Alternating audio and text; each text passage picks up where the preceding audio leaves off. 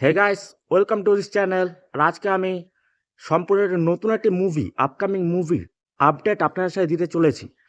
এই সিনেমাটার নাম হচ্ছে সিকান্দার, যেটা সলমান খানের আপকামিং মুভি, যেটা রিলিজ হতে চলেছে 2025 সালে। আর তার অ্যানাউন্সমেন্ট 2024 সালে আমরা পেয়ে গেছি। এবং এই সিনেমায় অভিনয় করতে হচ্ছে সলমান খান, মেগাস্টার সলমান খান, এবং তার অ্যালং সাইড অভিনয় করতে হচ্ছে রশ্মিকা মান্ধানা। হ্যাঁ, south Indian crush, international crush বলতে পারেন, রশ্মিকা মান্ধানা।